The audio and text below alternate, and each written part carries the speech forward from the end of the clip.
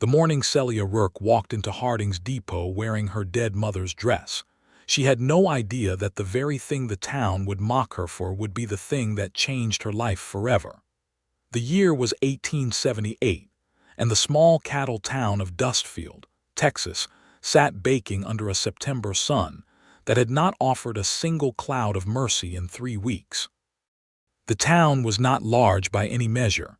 A main street flanked by a general store, a saloon called the Red Spur, a livery, a land office, and the depot that served the Southern Pacific Line running through the heart of the territory. Dustfield was the kind of place where everyone knew what you had for breakfast before you'd finished eating it, and where a woman's standing was measured not just by her husband's land holdings, but by the cut of her dress and the freshness of her ribbon. Celia Rourke had neither a husband's land holdings nor a fresh ribbon to speak of. What she had was her father, Thomas Rourke, who had been slow drinking himself toward an early grave since her mother Margaret had passed of fever 3 years prior.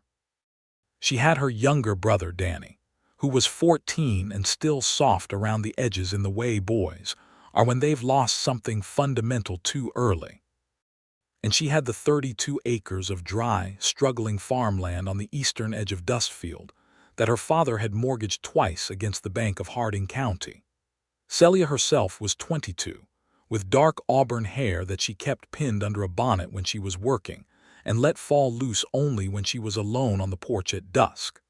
She had her mother's green eyes and her mother's strong hands, and she had a quiet kind of beauty that was not the sort people in Dustfield rushed to compliment. Beauty that required a second look was a luxury in a working town, and most people in Dustfield were too busy or too proud to look twice. The dress was the reason for the second look, though not in the way Celia might have hoped. Margaret Rourke had made it herself, 15 years before she died. It was a deep blue-green cotton, the color of a river on a cloudy afternoon, with small white flowers embroidered along the collar and cuffs by Margaret's own careful hand. In its day, it had been a fine dress. A good Sunday dress, the kind a woman wore to church and to social occasions when she wanted to feel like herself rather than just a farmer's wife.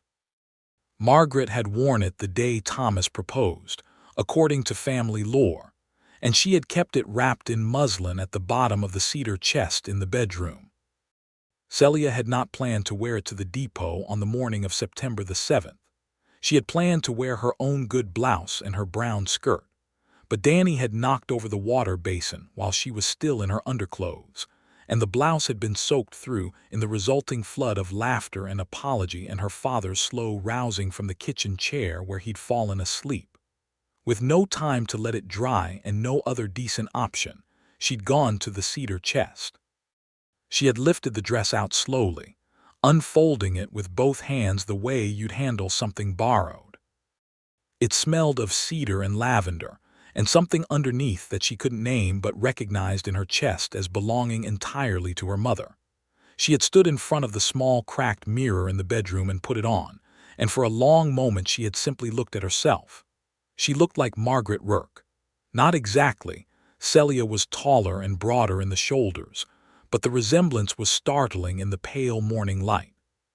She had touched the embroidered flowers at her collar with the tips of her fingers, and then she had straightened her back and put on her bonnet, and gone downstairs to make sure Danny had eaten before she walked the mile into town.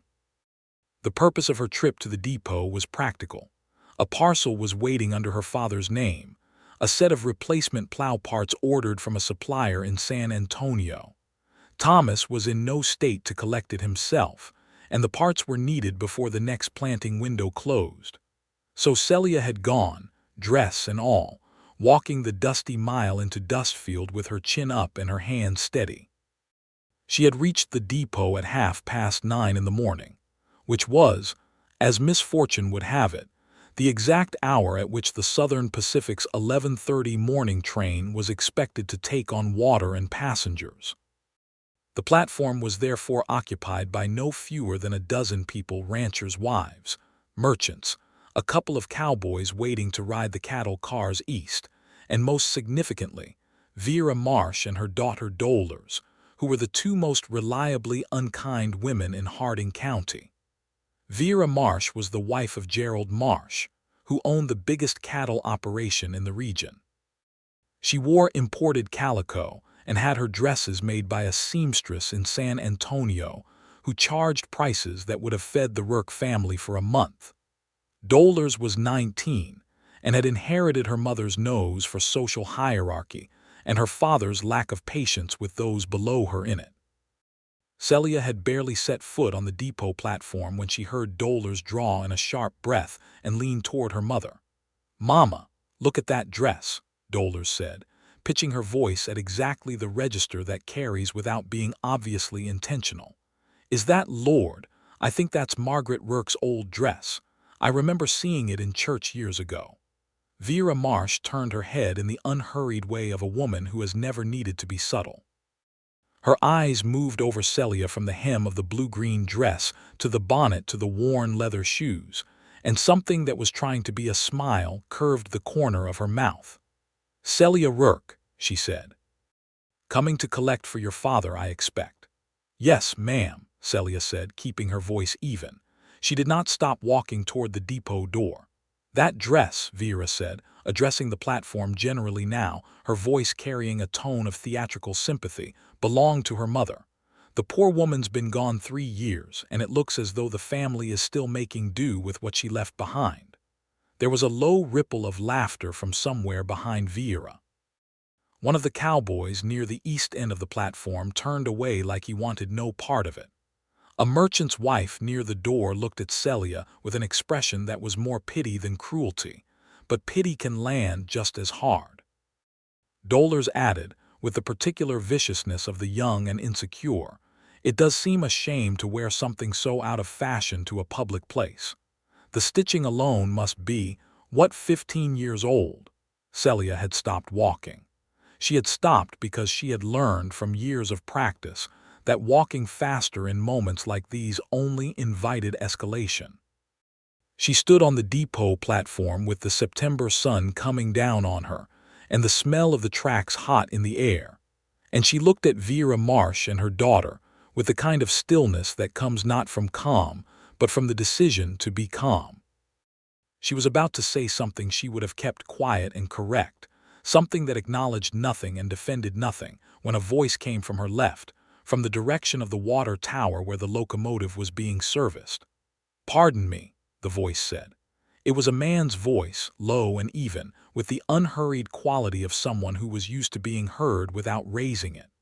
Celia turned, and so did Vera Marsh, and so did several others on the platform. The man standing at the edge of the depot platform was not someone Celia recognized. He was tall, somewhere north of 6 feet, with the lean build of a man who worked for his strength rather than having been born to it. He wore trail clothes that were clean but not new, a dark canvas jacket over a gray shirt, denim trousers, and boots that had seen considerable country. He had a felt hat pushed back on his head at an angle that suggested he'd forgotten it was there. His face was angular and weathered in the way of men in their late 20s who had spent most of those years outdoors, with dark eyes and a jaw that was carrying about 3 days of stubble. He was looking at Celia, not at Vera Marsh, not at Dolores. At Celia. "I couldn't help but notice," he said, moving across the platform with unhurried steps until he was close enough to speak at a reasonable volume rather than projecting across the whole depot. "That dress you're wearing." Celia felt her stomach clench. She had no idea who this man was, and she was not prepared to be dressed down by a stranger on top of everything else. But the man pulled his hat off his head entirely and held it against his chest in a gesture that was so plainly genuine that she could not quite categorize it. "It's the finest thing I have seen in a very long time," he said. "The embroidery on the collar, my mother used to do work like that. You don't see it much anymore." Whoever made that dress knew what she was doing. The platform went quiet. Dolores Marsh made a sound that was almost a word and then wasn't. Celia looked at the man for a long moment, trying to determine if he was mocking her in some elaborate and unfamiliar way. But his expression was entirely direct. He was not smiling in a teasing manner. He was not performing for the crowd. He was simply saying what he had apparently meant to say. My mother made it, Celia said, because it was the truth, and because some instinct told her that this man would not use it against her. Then your mother had exceptional skill, the man said. He held her gaze for one more moment, then settled his hat back on his head and looked toward the depot agent's window as though the matter was settled. I'm waiting on the 11:30, Elijah Shepard. He had offered his name the way a man offers a hand, simply, without ceremony. Celia stared at him for a beat too long. Celia Rourke, she said. Miss Rourke, he said with a small nod. Then he moved toward the depot agent's window, and the subject was apparently closed as far as he was concerned. Vera Marsh recovered herself with visible effort and steered dolors toward the far end of the platform. With the brisk efficiency of a woman redirecting a narrative she no longer controlled. The remaining onlookers redistributed their attention to their own affairs. Celia stood in the September sun for another moment, feeling something she could not quite identify, a loosening, maybe, somewhere in the center of her chest.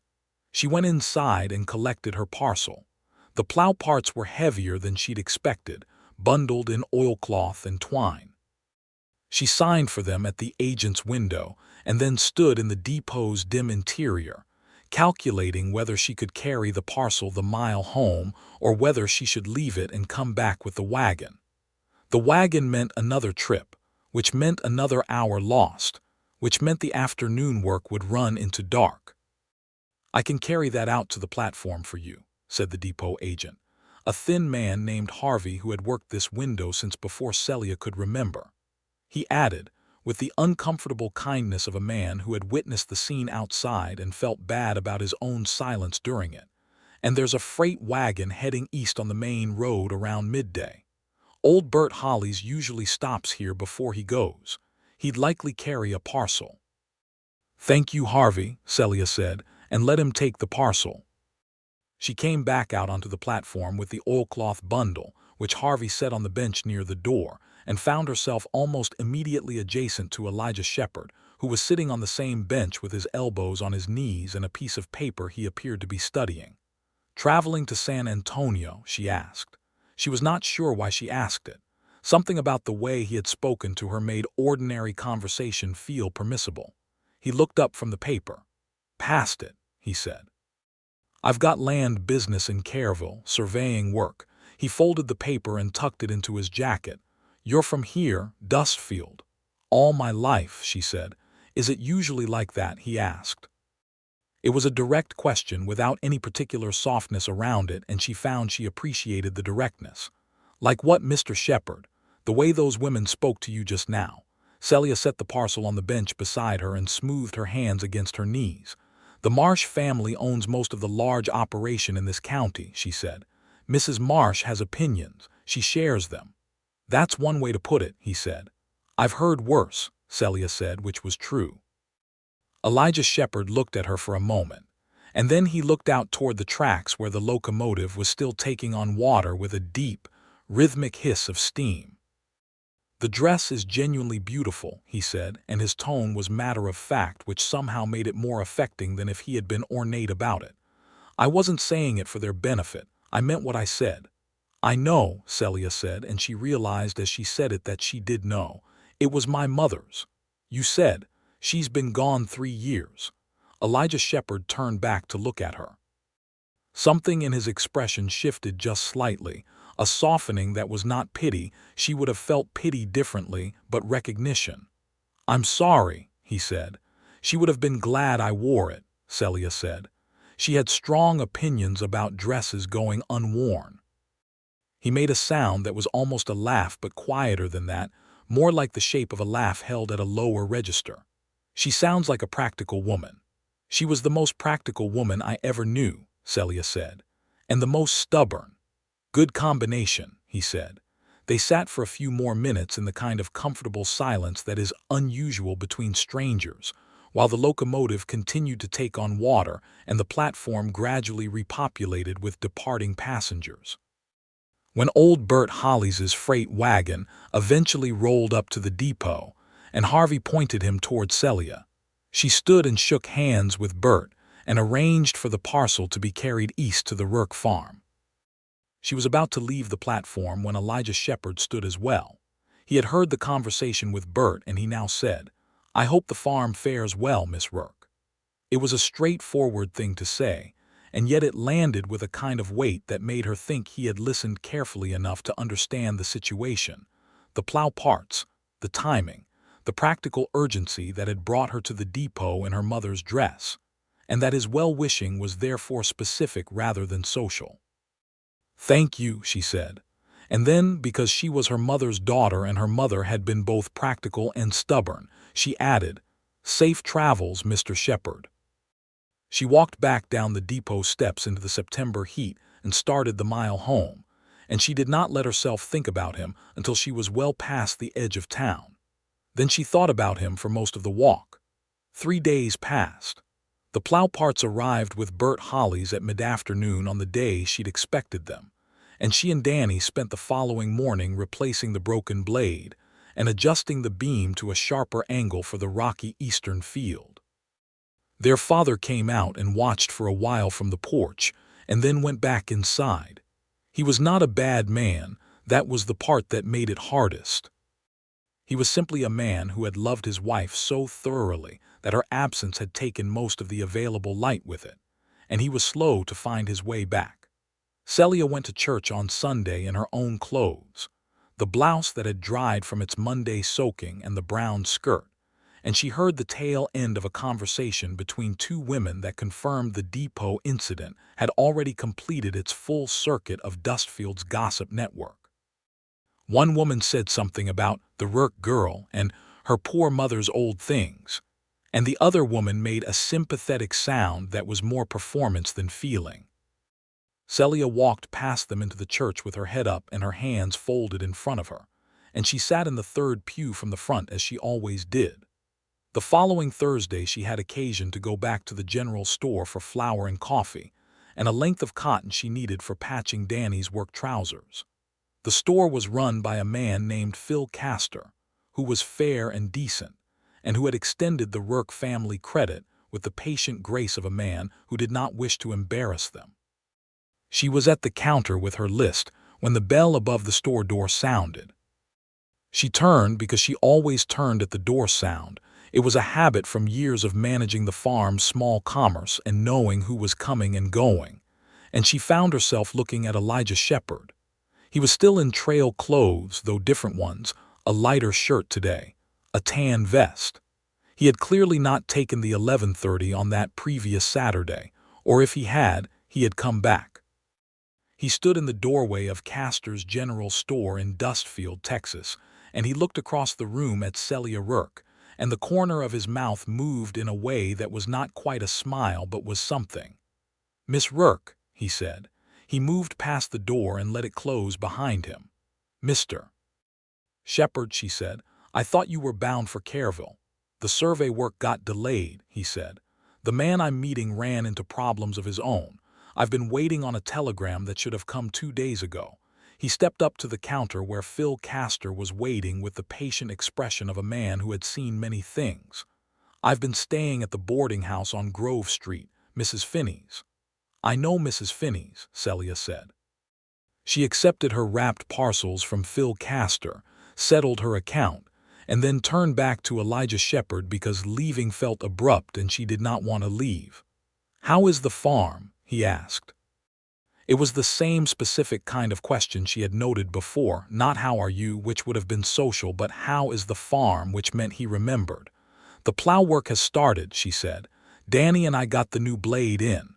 "Danny is your brother, 14, good worker." He nodded as though this was useful information.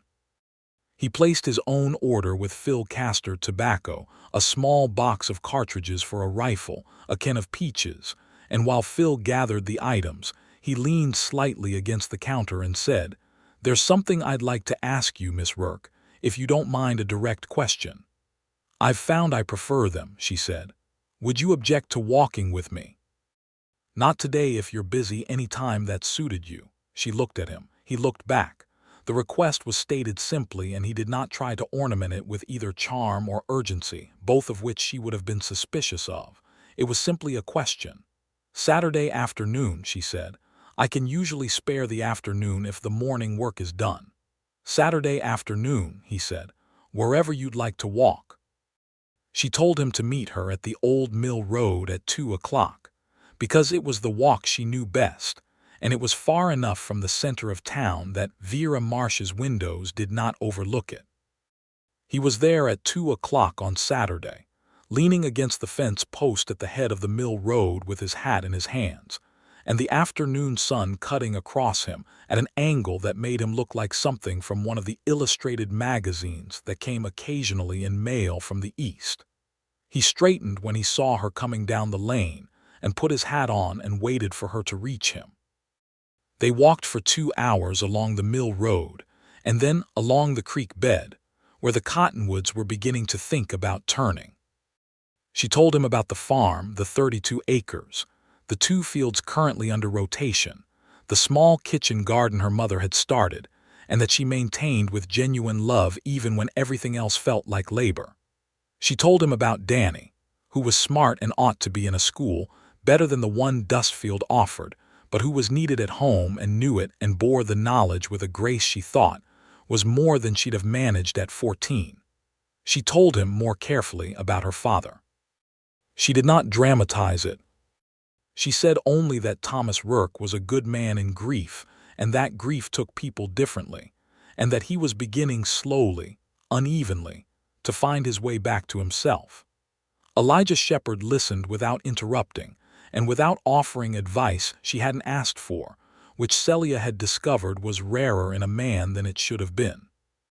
He told her about himself in return, and what he told her was that he was 27 years old, born in Missouri, and that he had come west at 21 when the survey work started expanding with the rail lines.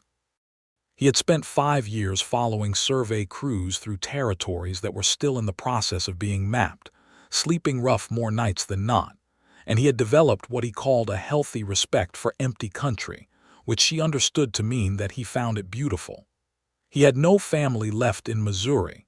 His mother had died when he was 18, his father 2 years before that. He had a small amount of money saved, and a large amount of skill with instruments and topography, and the particular mathematics of land.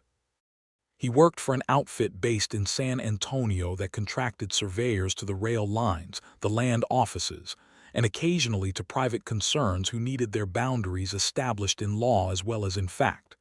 "You are essentially a man with no fixed address," Celia said, not unkindly. "At the moment," he said, "though I've been thinking this past year that I've had enough of moving." She noted the statement without commenting on it. They had reached the place where the creek bent south around a stand of old pecan trees, and she stopped to look at the water, which was low from the dry summer but still moving, still catching the light in the way that creeks do regardless of the season. "Dustfield?" she asked. "For the survey work, I mean. There are a dozen counties between here and the state line." "There are," he said, "but the Careville job is specifically about the disputed land along the old Comanche Trail corridor. There's been a legal fight over a stretch of property that the railroad wants to run track through, and the landowner is contesting the original survey. Someone needs to go in and do it again properly." He paused. "Or that's the job when the telegram finally arrives." "And in the meantime," he looked at the creek. "In the meantime," he said, "I find the company considerably more interesting than I expected." She felt the warmth of that land in her face like the return of sun from behind a cloud, sudden and specific. She turned back toward the mill road and he fell into step beside her, and they talked about smaller things on the walk back, the names of the trees along the creek, the fact that the mill itself had been abandoned for 10 years after the Miller family sold and moved to California, the peculiarities of Phil Castor's store, which somehow always had exactly what you needed and never quite what you wanted. By the time they returned to the fence post at the head of the mill road, the light was going golden and long across the flat Texas landscape, and Celia Rourke was aware that she had spent 2 hours in a man's company without once feeling like she was performing the act of being agreeable. "Same time next week?" she asked. His smile was the real kind, the kind that changes the whole face rather than just operating the mouth. "Same time next week," he said. What followed was a courtship conducted at the pace of the Texas autumn, slow and golden and gathering warmth, the way the land gathers heat before a storm. They walked every Saturday afternoon, and when the survey telegram finally arrived in the third week of September, Elijah Shepard went to Careville for 10 days to do the work, and then came back to Dustfield and Mrs. Finney's boarding house with the particular intentionality of a man who knows exactly where he is going. He brought back a piece of rose quartz from the Careville Hills and gave it to Celia without ceremony, saying only that it had caught the light in a way that made him think of her. She kept it on the windowsill of the kitchen where it caught the morning sun and threw small pink light across the table while she made coffee. By October, they were on first names. She called him Elijah, and he called her Celia, and neither of them commented on the shift, which happened the way such shifts do organically, during a conversation about something else entirely, as though the formality had simply become unnecessary, and both of them had noticed simultaneously. He met her father for the first time on a Tuesday in mid-October, when Thomas Rourke was in one of his better days up before noon, coffee made, sitting on the porch with a newspaper he was actually reading rather than using as a surface for sleeping. Celia brought Elijah to the porch without announcement and said, "Pa, this is Elijah Shepard. He's been doing survey work in the county." Thomas Rourke looked up from the newspaper with the clear, assessing gaze that he still had on his good days, the gaze that reminded Celia of who he had been before grief had narrowed him. He looked at Elijah for a long moment, and then he looked at Celia. "Survey work," Thomas said. "Yes, sir," Elijah said. "Sit down," Thomas said, and moved his newspaper to make room on the bench. It was not exactly a warm welcome, but it was a real one, and they sat on the porch for the better part of an hour while the October afternoon moved around them, and Thomas Rourke asked Elijah the specific, practical questions of a man who had always expressed his interest in people through their relationship to work and land. "What kind of instruments? What datum line do you use out here? Are the newer surveys accurate, or are they still fighting the original Texas land grant mistakes?" Elijah answered every question directly and knowledgeably, and at the end of the hour Thomas Rourke said, "You know your work," in the tone of a man for whom that is the highest available compliment, and went back to his newspaper. Celia caught Elijah's eye from across the porch, and something passed between them, shared laughter held quietly, the small private currency of two people who are becoming a unit. Danny met Elijah the following Saturday when Celia brought him along on the afternoon walk, partly because Danny had been curious about the surveyor she'd been mentioning, and partly because 14-year-old boys need fresh company and conversation. Danny was compact and red-haired and serious in the way of boys who have grown up too fast, and he interrogated Elijah about surveying instruments with a focused intensity that Elijah answered with equal focus and zero condescension. By the time they turned back at the pecan trees, Danny had decided that Elijah Shepard was worth keeping, which was the kind of endorsement that Celia valued more than most. October deepened into November, and the Rourke farm moved into its winter rhythm, less plowing, more fencing, the endless maintenance work that a working farm demands in the cold season. Elijah was between survey jobs and had taken on some part-time work at the land office in Dustfield, helping organize the county's existing survey records, which were in considerable disarray. He was at the land office 3 days a week, and spent the remaining time reading and mending gear, and occasionally showing up at the Rourke farm to help with the fencing work, which he did with the matter-of-fact competence of a man who had spent 5 years doing whatever needed doing in whatever country he found himself in. Thomas Rourke accepted his presence on the farm with increasing warmth, which meant that by December he was occasionally making remarks to Elijah before Celia arrived in the morning that implied a developing comfort, comments about the weather, about the state of the eastern field, about the price of seed corn. Small, quiet intimacies of male conversation. There was an evening in November, one of the cold, sharp ones, when Elijah stayed for supper. It was an ordinary supper: beans and cornbread and salt pork. And they were at the table, all four of them, and Danny was talking about something he'd read in the newspaper about the railroad expansion. And Thomas was engaged, actually engaged, leaning forward and asking questions. And Celia was watching her father's face across the table and feeling something she had nearly forgotten how to feel, which was simply the sensation of things going well. She looked at Elijah, who was across from her, and found him already looking at her. He said nothing, neither did she. But something moved between them in the lamplight over the supper table that was so quiet and so complete that she felt it in the base of her throat. After supper, when Danny had gone to his room and Thomas had settled into the chair by the stove with his pipe, Elijah helped Celia wash the dishes. This was not a thing he had offered before and she had not asked for, but he simply did it, standing beside her at the basin and drying each dish as she handed it off, moving around the small kitchen with the ease of a man who had been taught to clean up after himself and saw no reason to stop. "You know people are talking," Celia said, not looking up from the basin. "What are they saying?"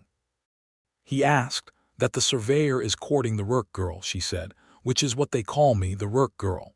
"And does that bother you?" he asked. She handed him a plate and thought about it honestly.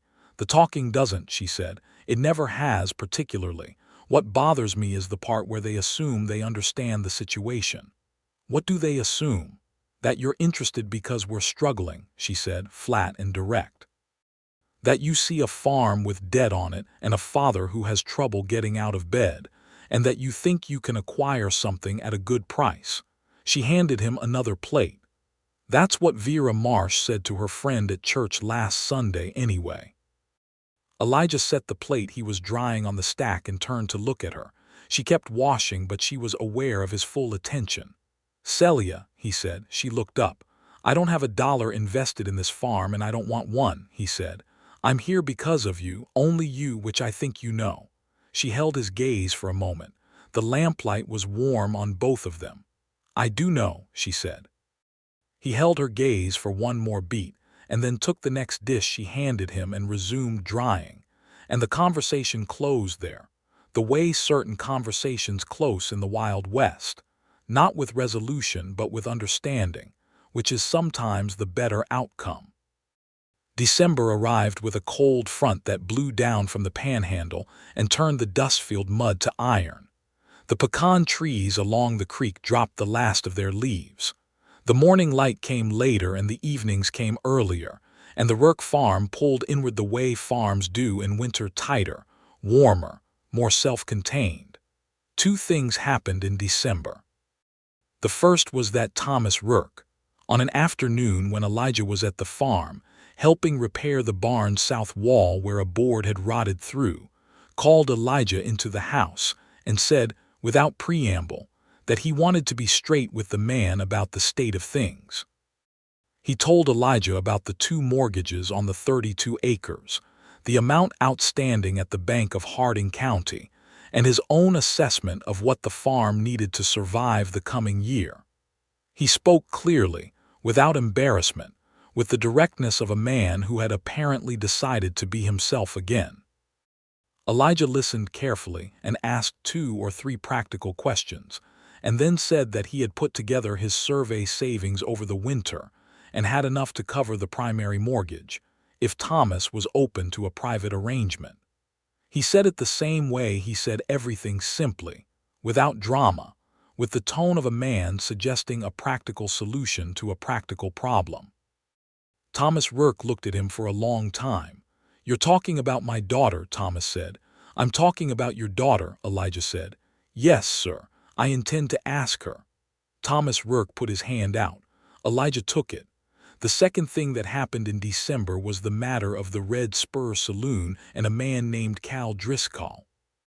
Cal Driscoll was a ranch hand who worked for the Marsh operation and who had, in his own estimate, a prior claim on Celia Rourke's attention that she had never acknowledged and he had never entirely relinquished.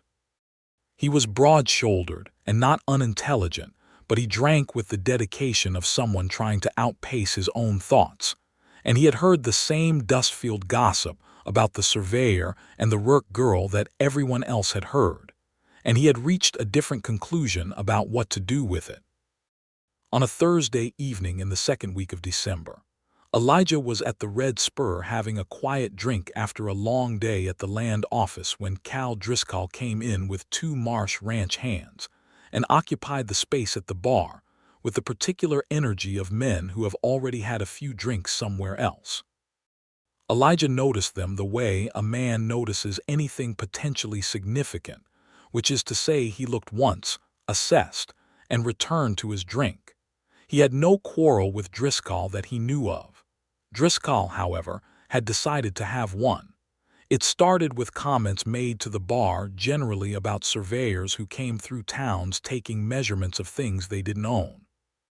It escalated with pointed remarks about men who thought they could come in from out of state and attach themselves to situations that were none of their concern. By the time Driscoll turned and addressed Elijah directly, calling him the Missouri man who thinks he can buy his way into the Rourke place, the bar had gone quiet with the attentive silence of a room that can see where things are going. Elijah set his glass down. "I haven't bought anything," he said, "and I'd rather not have this conversation."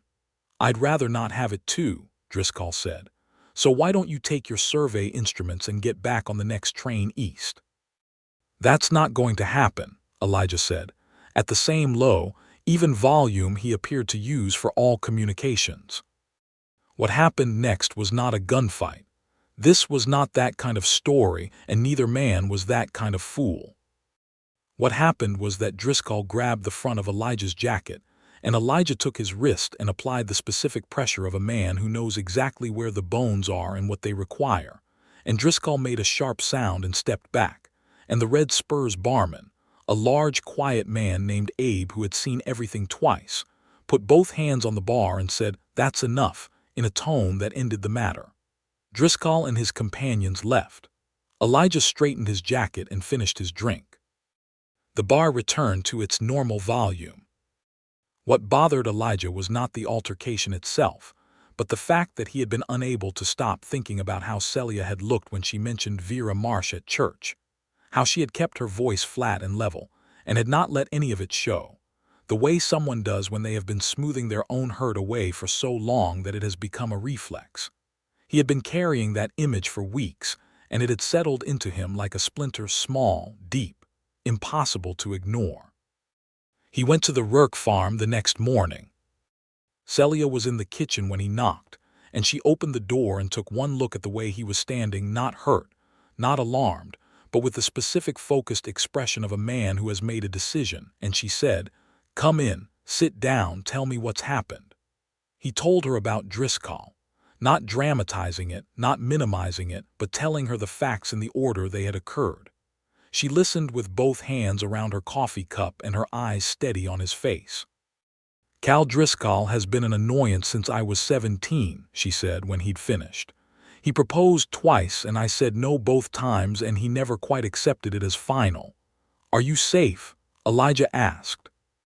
It was the most direct thing he had said to her yet, stripped of all social grace, and she heard the genuine urgency in it and felt it settle warm and specific in her chest. "I've always been safe," she said. "He's not dangerous, he's just stubborn about the wrong things." "Good," Elijah said. He drank his coffee. He was quiet for a moment and then he said, "Celia." She looked at him. "I talked to your father last week," he said. She set her cup down. "I know what I want," he said. "I've known for a while. I want to stay in Dustfield. I want to be useful on this farm. I want to work the survey jobs that come through the county and come home to you at the end of them." He paused. "I want to marry you if you'll have me. And I need to hear from you that it's what you want too, not because your father gave his blessing, not because it makes practical sense with the mortgage, but because you want it." Celia was quiet for a long moment. Through the kitchen window, the December morning was pale and clear, the sky the exact color of cold water. On the windowsill, the piece of rose quartz from Careville caught the winter light and held it, throwing its small pink warmth across the table. She had known this was coming. She had known it the way you know a season is changing, not from a single sign but from the accumulation of many small ones, all pointing the same direction. She had turned it over in her mind on the quiet evenings and in the early mornings and during the long walks along the mill road, and she had asked herself the question with full honesty. What do you want? The answer had not taken long to find. Yes, she said. He reached across the table and put his hand over hers, and she turned her hand over so their palms were together. And for a moment they simply sat in the kitchen in the December morning light, in the particular stillness of two people who have arrived somewhere together. "I'll need a ring," he said eventually. "You will," she agreed. "I don't know what you like." "Simple," she said. "My mother's taste ran to simple things." "Good," he said. "So does mine." He rode into the county seat at Breckenridge 2 days later and came back with a gold band set with a small oval turquoise stone in the style of the New Mexico craftsman who had been doing that work since the territory opened up. It was simple and it was specific, and when he put it on her finger at the kitchen table that evening with Thomas and Danny both present, Danny made a sound that was trying to be disinterested and was nothing of the sort, and Thomas Rourke looked at the ring on his daughter's hand, and then looked at the window for a long moment with an expression that Celia recognized, though it was different now. It was grief mixed with something forward-facing, something that was learning to coexist with joy. The wedding was set for the first Saturday of March, when the winter would be receding and the farm would be at the edge of its planting season, and the light would be beginning to return in earnest. Word traveled through Dustfield in the way that words do. Celia heard it reflected back to her from a dozen different sources over the following weeks. The land office clerk who mentioned to Elijah that the whole town was apparently discussing the engagement. Phil Castor, who said to Celia with genuine warmth that he'd never known Miss Rourke to make an impractical decision. Harvey at the depot, who shook Elijah's hand with an enthusiasm that suggested he, too, had been sitting on some guilt about the Saturday in September. Vera Marsh said nothing to Celia directly. But Dolores Marsh made a point of attending the small Sunday service where the marriage banns were read, and of sitting in the pew directly behind Celia, and of saying to the woman beside her in the same carrying voice she had used at the depot that she supposed it was fine for some people, though she'd have expected a man of property to look more carefully before tying himself to 32 acres of debt. Celia sat in her pew and looked at the front of the church and felt, for the first time in a long time, that the comment had no purchase on her. It slid off without finding a grip, the way water slides off well-oiled leather. She felt Elijah's hand, warm and steady, find hers in the pew, and she turned her palm up without looking at him, and they sat through the rest of the service with their hands together, while Dustfield's judgment worked its way around them and found, in the end, nothing to hold on to. January and February passed in the way of the best times quickly in retrospect, full in the living of them. There was work, always work, the eternal labor of a working farm in Texas, but now it was shared labor, and there is a different quality to shared work than solitary work that anyone who has experienced both will recognize immediately. The fence that had needed replacing since October was replaced in a single concentrated weekend. The barn's south wall was properly finished. The eastern field was turned and prepared in the February thaw, ready for spring planting. Thomas Rourke, over the course of these months, continued the slow and uneven but genuinely directional process of returning to himself. He was not the man he had been before Margaret's death. That man, Celia thought, was probably gone because grief takes the shape it takes and doesn't always give everything back. But he was a man again in the active sense. He was present at meals.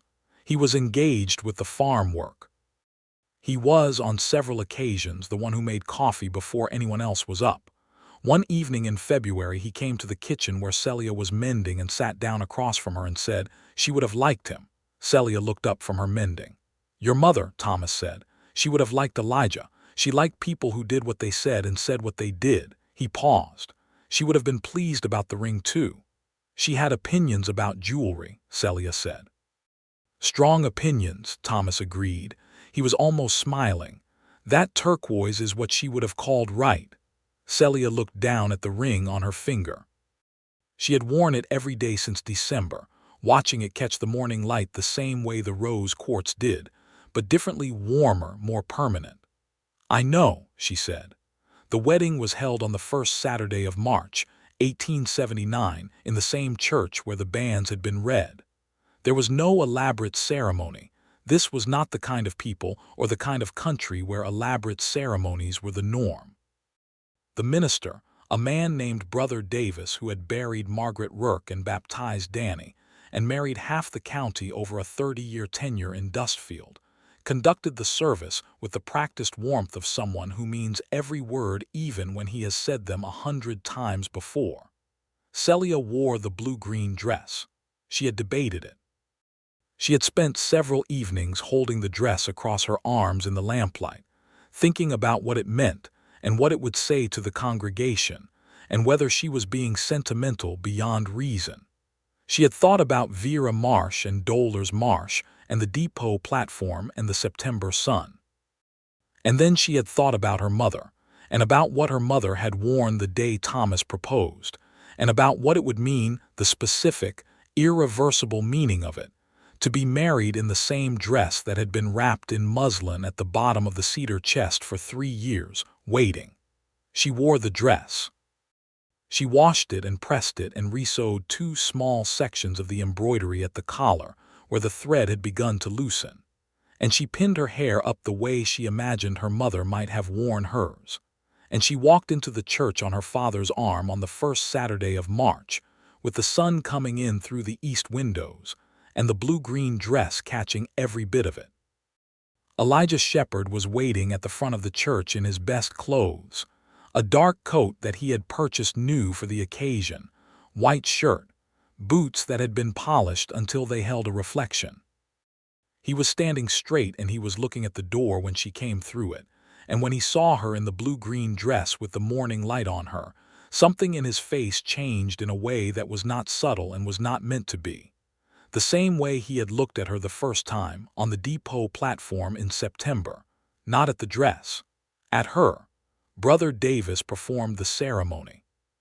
Thomas gave Celia away with a straight back and a full face, both tears and pride working in him simultaneously, not competing but coexisting, the way grief and love learn to live together when they have to. Danny stood beside Elijah as the nearest thing to a best man a 14-year-old could manage, and maintained the serious expression of someone trying very hard not to grin. Vera Marsh was in the congregation, 3rd row, left side, and she sat through the ceremony with the particular expression of a woman who has made up her mind that she will be civil, and is finding it requires effort. Dollars was beside her, wearing something with more imported calico than the occasion strictly required. Celia did not look at either of them after the first sweep of the room. She looked at Elijah. He was looking at her. Brother Davis said the words, and they said the words back.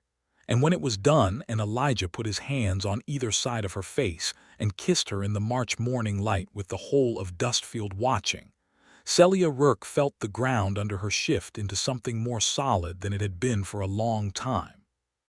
Not the ground of the church, but the ground of her life, the fundamental surface she stood on, and she felt it settle, and she thought, somewhere in the back of her mind, that her mother would have called this right. The reception was held in the church yard and in the adjoining lot which was cleared for the purpose. The Dustfield community, whatever its individual opinions about the match, turned out in the reliable manner of small western towns that understand the social importance of celebrations and attend them whether or not they entirely endorse the cause. Phil Castor brought whiskey, and Mrs. Castor brought 3 pies.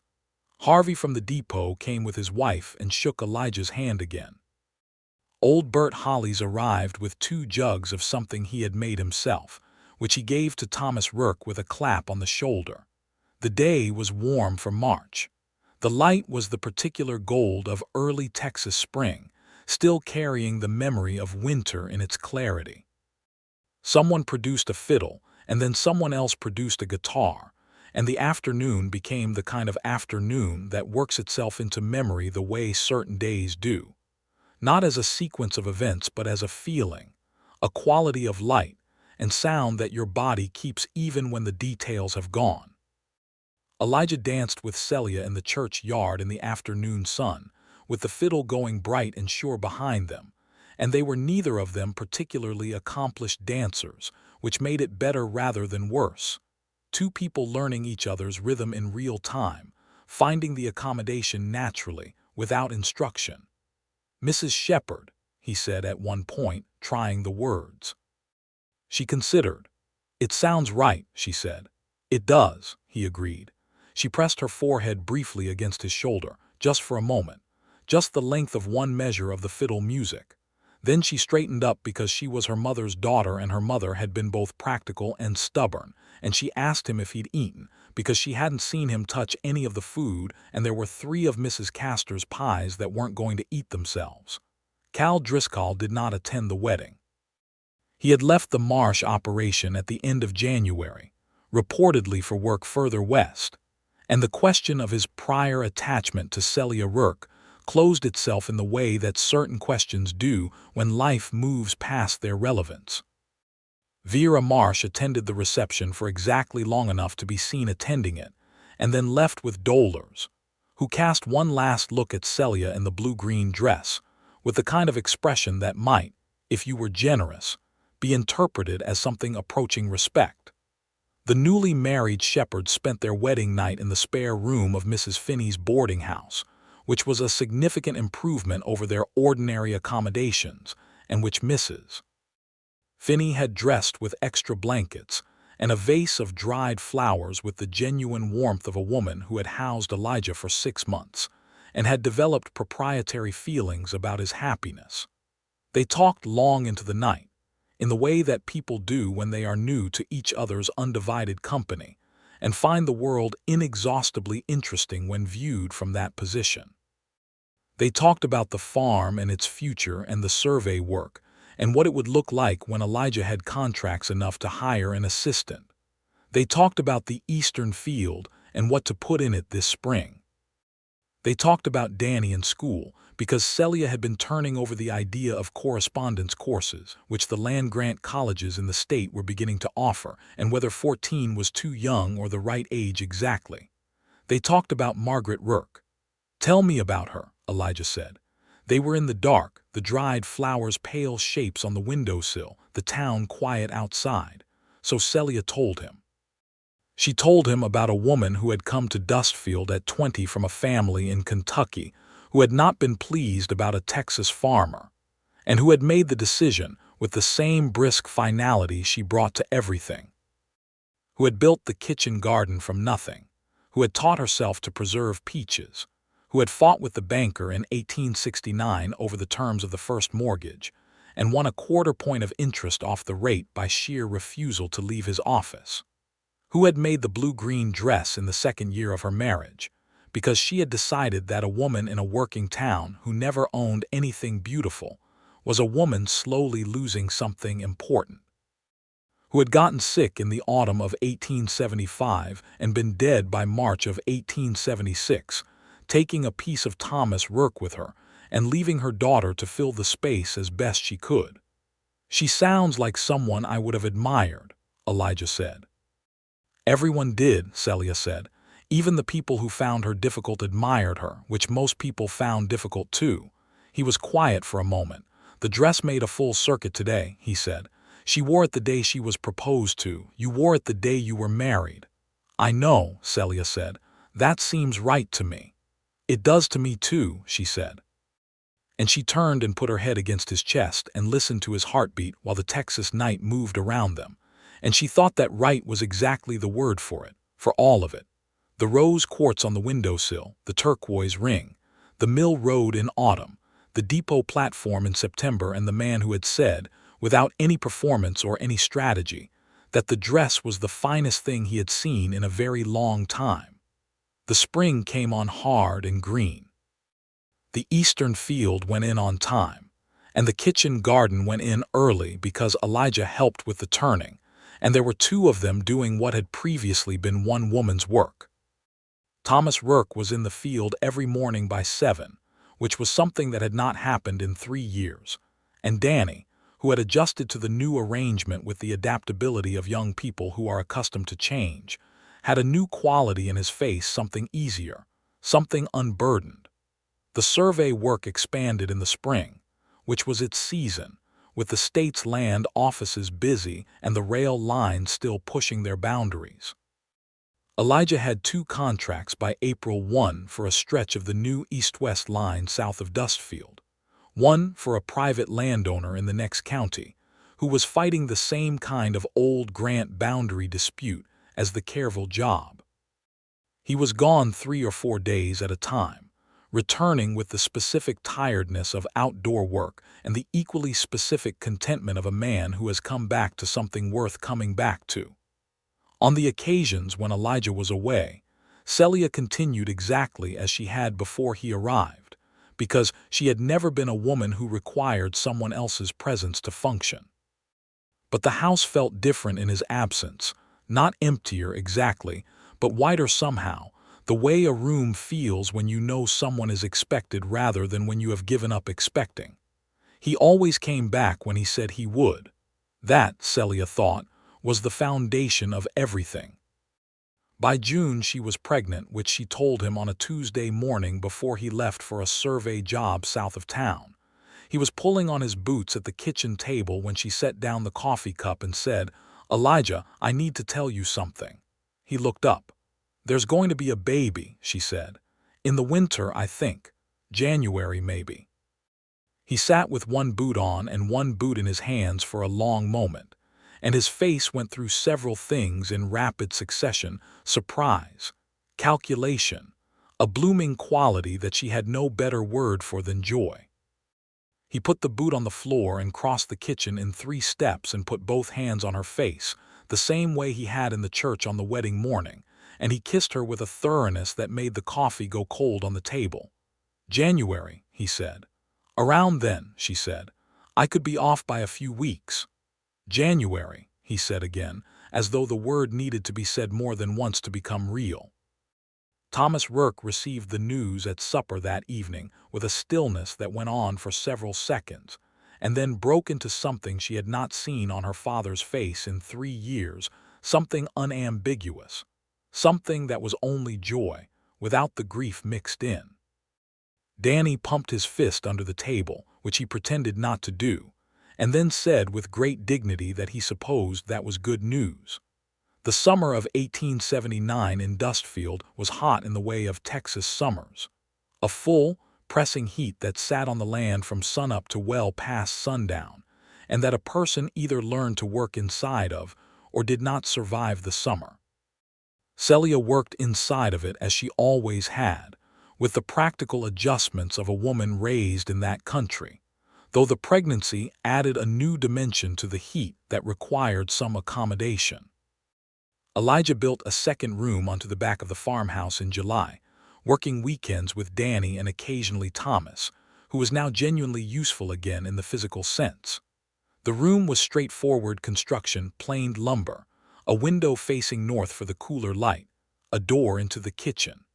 It was not large, but it was sound, and by September it had a proper floor and a small iron stove that would keep it warm in the winter when the baby arrived.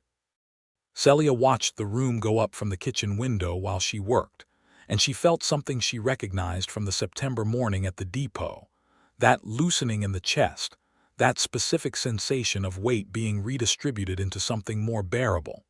Except now it was not relief at an unexpected kindness, but something more complete than that. It was the feeling of watching a future build itself in real time, board by board, in the hands of people she loved. In September, 1 year after the depot morning, Elijah found her sitting on the porch in the early evening with her hands on her middle and the blue-green dress, which she had put back on, in honor of the anniversary, though it now fit differently around her waist, catching the last of the September sun. He sat beside her and put his arm around her, and she leaned into him with the ease of a year's practice, and they looked at the flat Texas evening together. 1 year ago today, he said. Harvey's Depot platform, she said, Vera Marsh and her daughter. And the finest dress I had ever seen, he said. She turned her head to look at him. You really meant that, she said. It was not a question. She had known for a year that he had meant it, but she wanted to hear it again. Every word, he said. The embroidery, the color, the woman wearing it. He paused, all of it. It was my mother's, she said, as she had said at the depot. I know, he said, as he had said then. She turned back to the evening. The light was doing the thing September light does in Texas, going golden and then amber and then a deep rich red at the horizon before the dark. The kitchen garden was still producing late tomatoes and some stubborn squash. The eastern field had come in well this year, better than last. The new room at the back of the house had its north window open, catching the cooling air of the early September night. She would have been pleased, Celia said. Elijah knew without asking who she meant. She would have made that room bigger, he said. Celia laughed, a real laugh, full and surprised, the kind that her mother had also had, sudden and ungoverned. She would have added 2 windows and a proper fireplace and sent the lumber back to be planed smoother, she agreed. Practical woman, he said. The most practical I ever knew, Celia said.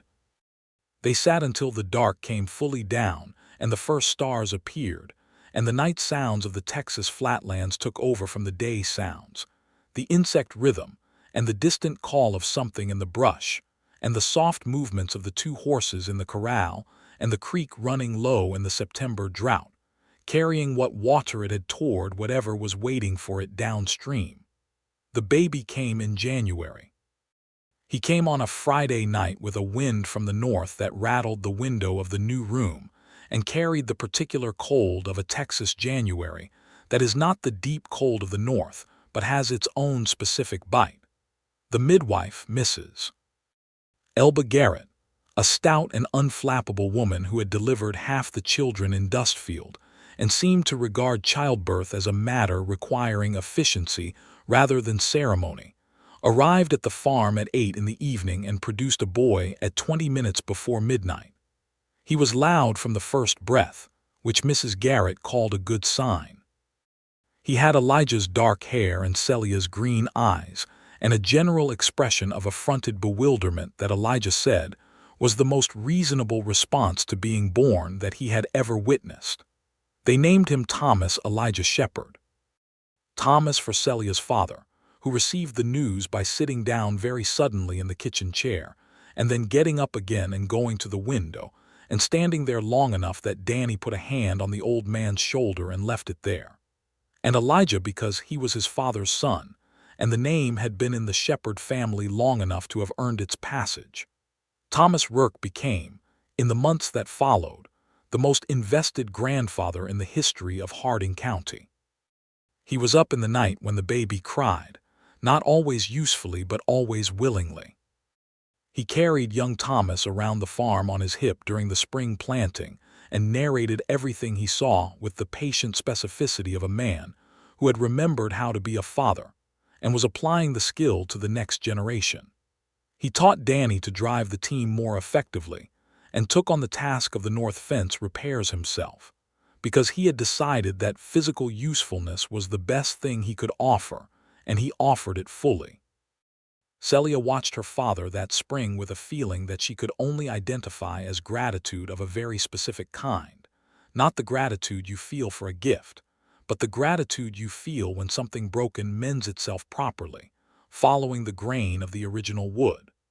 Thomas Rourke was not the man he had been before Margaret's death, but he was something close to the man he had been before grief had narrowed him, and that was more than she had believed possible 2 years ago. Danny turned 15 in the spring, and the correspondence courses he began through the land-grant program revealed what Celia had always known, and what the Dustfield schoolhouse had never quite been equipped to address, that he had a substantial mathematical mind, and a particular gift for engineering problems that made the survey work natural territory for him. Elijah began taking him along on the shorter jobs, teaching him instrument work and calculation, and Danny absorbed it with the intense, quiet absorption of someone who has finally found the language he was meant to be speaking. The summer of 1880 brought two significant things. The first was that the Bank of Harding County, under the management of a new president who had replaced the long-tenured original, sent a notice to the Rourke farm offering to renegotiate the outstanding secondary mortgage at a substantially improved rate.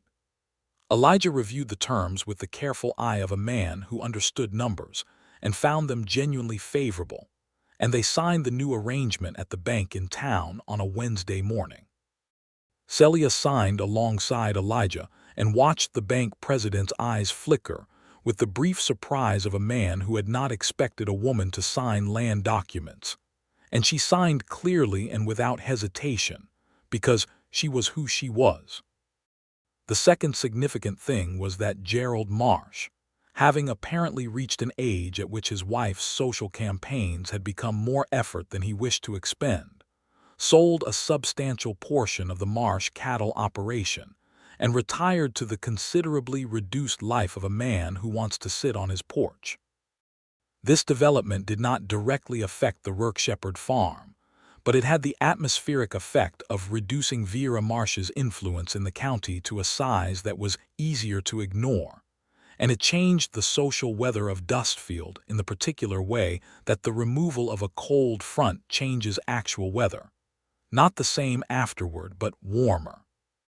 Dolores Marsh married a merchant from the county seat and moved away, which was reported to Celia by Phil Castor in the tone of a man who regarded it as good news for everyone involved, including Dolores. The Rourke Shepard farm continued its slow, steady improvement. The eastern field went into corn the second year, and the yield was better than anything Thomas had managed in a decade. The kitchen garden expanded. The kitchen itself was extended by another half-room that served as a proper pantry, which Celia designed herself based on the practical logic of a woman who had spent years working in an inadequate space and knew exactly what an adequate one would look like. Elijah's survey work grew. By the end of 1880, he had contracted with 3 different organizations regularly enough that he had taken Danny on as a junior assistant, which allowed him to take more work without losing quality. Danny was 16 now, and had a way with instruments that was becoming notable even outside of Dustfield.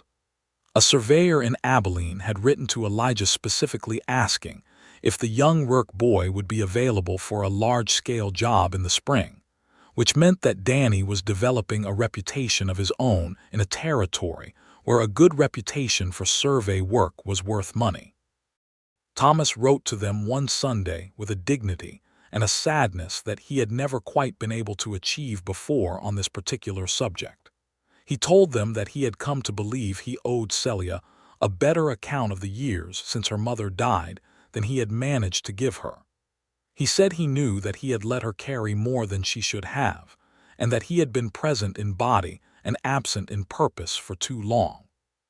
He said he was grateful, in a way he could not quite make words do justice to, for the fact that she had kept the farm and kept the family and had not let things fall apart while he was somewhere else in himself.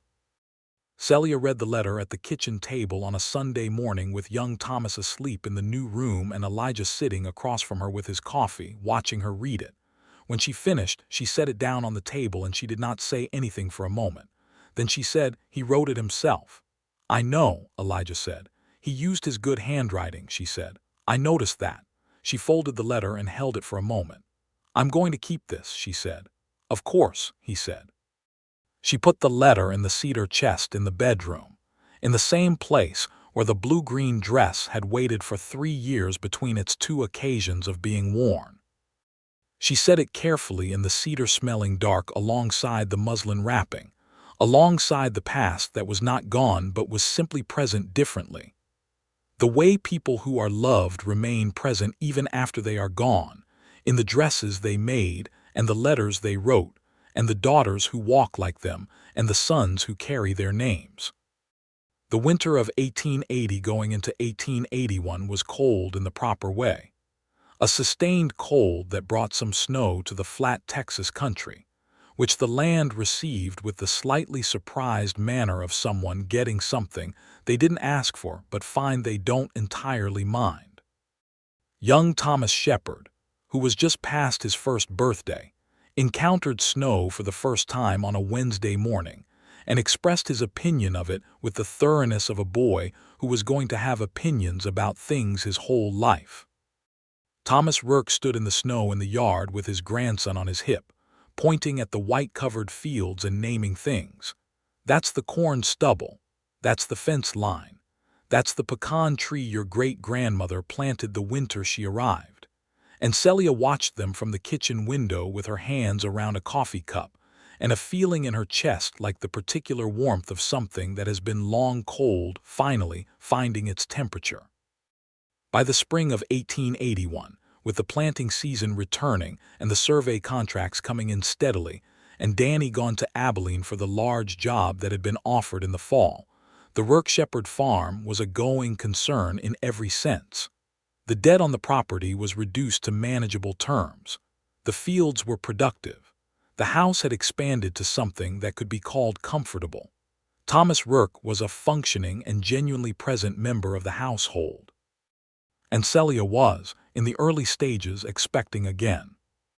She told Elijah on a Tuesday morning in April, standing in the kitchen with the spring light coming in the window and the rose quartz on the sill doing its morning business with the sun. He had been sharpening a survey blade at the table, and he looked up, and she saw his face do the same thing it had done the first time, the rapid sequence of surprise and calculation, and then the blooming quality she had named as joy. He set down the blade and came to her, and she put her arms around him and leaned her head against his shoulder, and he held her for a long moment in the April morning while the farm moved around them with its particular rhythms. The horses in the corral, the late geese going overhead, the creek at the back of the property still running with the winter melt, carrying the past downstream the way creeks do, always releasing it, always moving forward. When? He asked into her hair. October, she said. Maybe November.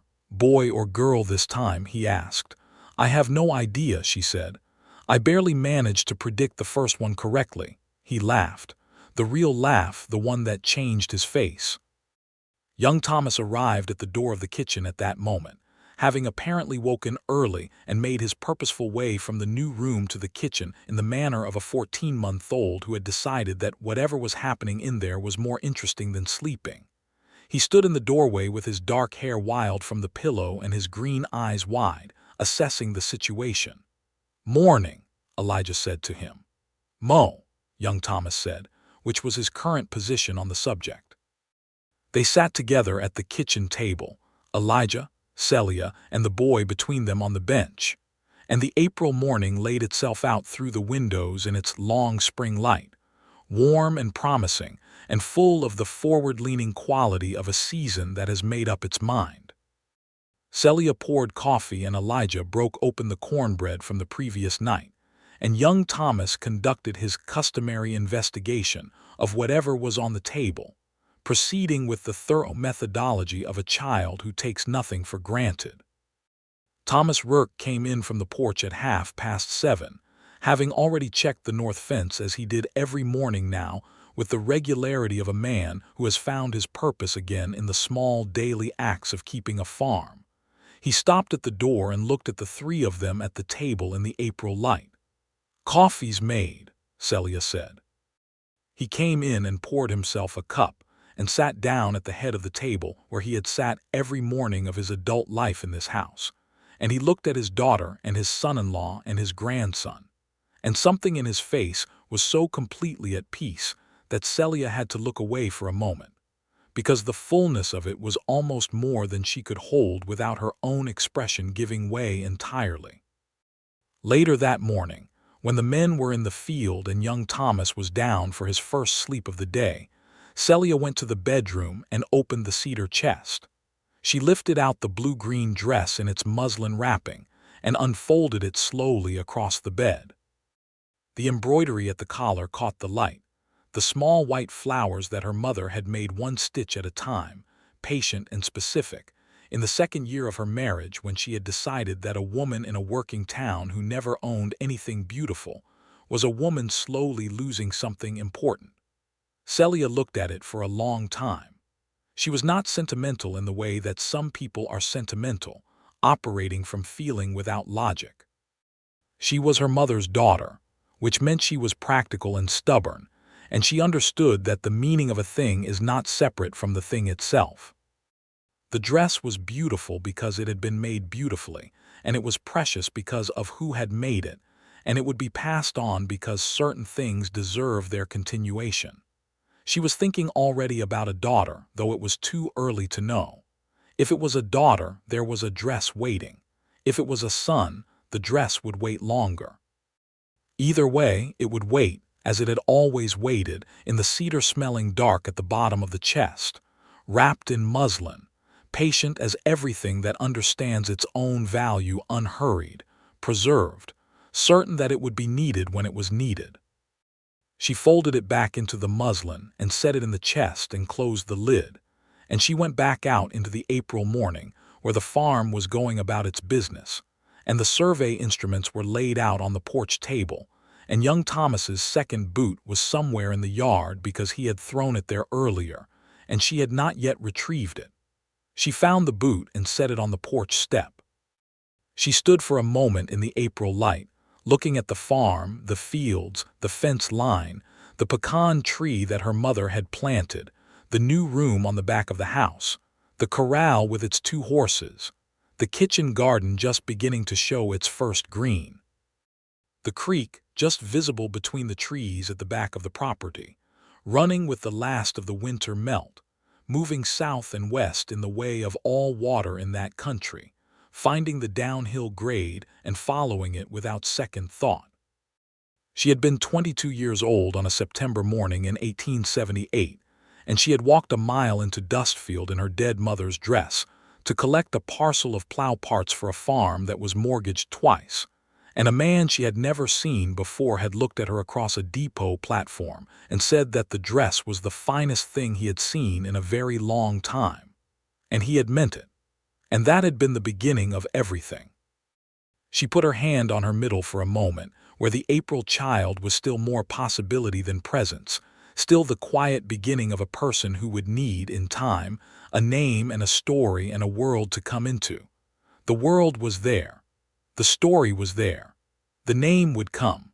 From the field she heard Elijah call something to Thomas, and Thomas call something back.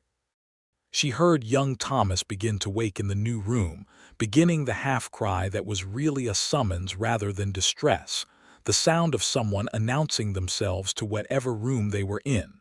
She went inside. The October child was a girl. They named her Margaret. She arrived on a Saturday, a cold, clear Saturday in late October 1881, with the same emphatic announcement that young Thomas had made the previous year, suggesting that the Shepard children were going to be a vocal family. Mrs. Garrett delivered her as she had delivered her brother, with the brisk efficiency of long practice, and pronounced her healthy and vigorous and well-proportioned, which were the 3 attributes Mrs. Garrett considered primary. Thomas Rourke sat outside the bedroom door the entire time. When Elijah came out and told him he had a granddaughter, the old man sat very still for a moment, and then he said, "Margaret." "Margaret," Elijah confirmed. Thomas Rourke pressed the back of his hand to his mouth for a moment.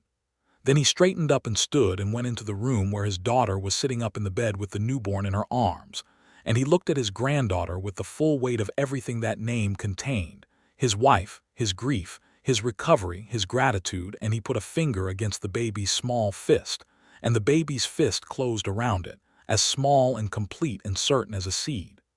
"There she is," Thomas Rourke said softly. "There she is," Celia agreed. Elijah stood at the foot of the bed, watching the 3 of them in the lamplight, his wife and her father and their new daughter, and he felt something settle into him that he did not try to name but simply accepted, the way a surveyor accepts the particular quality of a piece of ground. He had been a man with no fixed address. He had told Celia on their second walk along the mill road. He had been following survey crews through unmapped territory for 5 years. He was not that man anymore. He was this man, in this room, on this farm, In this October dark with the Texas night settling around all of them, and the cedar chest in the corner of the bedroom with its muslin-wrapped dress and its letter, and its quiet accumulation of what had mattered. And the baby's name was Margaret, and the boy's name was Thomas, and outside the north wind was picking up the way it does in October, and the farm was as ready for winter as a farm can be. Danny wrote from Abilene at the end of November to say that the survey job had gone extremely well and that he had been offered a permanent position if he wanted it, and that he was thinking about it seriously, and that he would be home for Christmas, and that he had heard the baby had arrived and that he hoped everyone was well. They wrote back that everyone was well, that the baby was loud and certain and beautiful, and that his room would be waiting. He came home for Christmas, arriving on the Southern Pacific Line at the Dustfield Depot on a Tuesday afternoon in December, stepping off the train onto the same platform where it had all begun in September of 1878, 3 years and some months ago.